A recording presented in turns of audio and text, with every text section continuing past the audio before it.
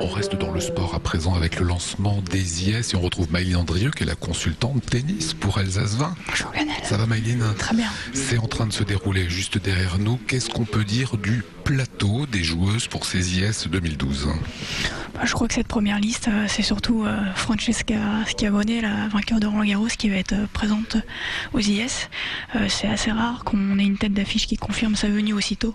Donc c'est plutôt une bonne nouvelle et ça nous laisse derrière les wildcards pour avoir une deuxième ou une troisième grande joueuse qui viennent pour faire une petite tête de série sympa, quoi. Voilà, on retrouve Parmentier parmi les Françaises qui avaient fait plutôt un bon tournoi l'an dernier.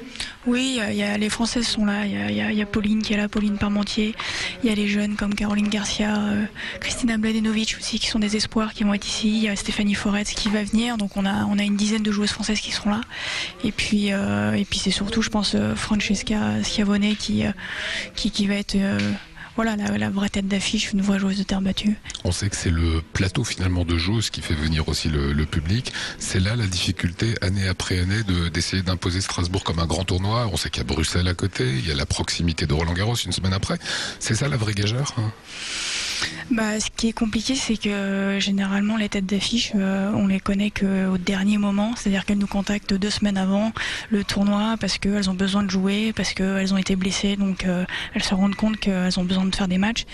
Et du coup, on n'arrive pas trop à communiquer dessus, quoi. Donc, et puis, ce qui est quand même compliqué, c'est qu'elles demandent quand même aussi beaucoup d'argent et qu'à un moment donné, il faut trouver la balance entre est-ce qu'on perd de l'argent pour avoir un beau plateau ou est-ce qu'on en donne moins et on essaie d'équilibrer le budget. Certaines demandent un chèque avant de venir, en fait, c'est ça. Oui, tout à fait. En fait, toutes les grandes joueuses demandent une garantie pour venir et ensuite il y a le prize money qui leur est donné en fonction de leurs résultats au tournoi.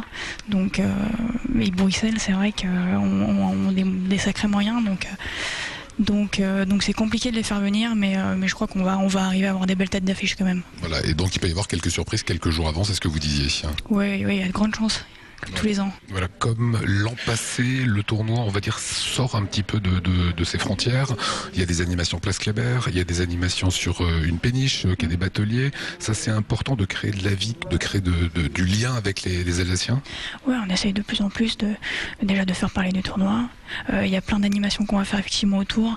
Il y aura la Place Kléber quand même avec des cours de mi-tennis plein milieu de la place le vendredi 18 et samedi 19. Donc là, c'est vraiment c'est gratuit, c'est pour tous les Strasbourgeois, c'est pour les petits, les grands, enfin c'est ouvert à tous. Il y aura aussi des cours de mi-tennis pendant les courses de Strasbourg le samedi 12 mai. Donc pareil, ouvert à tous, tout le monde pourra jouer. C'est vraiment bonne ambiance, bon enfant. Et puis l'opération qui est un petit peu atypique, c'est effectivement les cours qu'on va installer sur la péniche du Parco Latino, où les gens qui pourront boire un verre viendront aussi taper des balles avec leurs copains, et puis que ça donne envie au grand public de venir. Et puis voilà, petit à petit, on met en place de plus en plus d'animations avant, pendant, et puis même on va essayer aussi après le tournoi pour continuer de faire parler des internationaux de Strasbourg.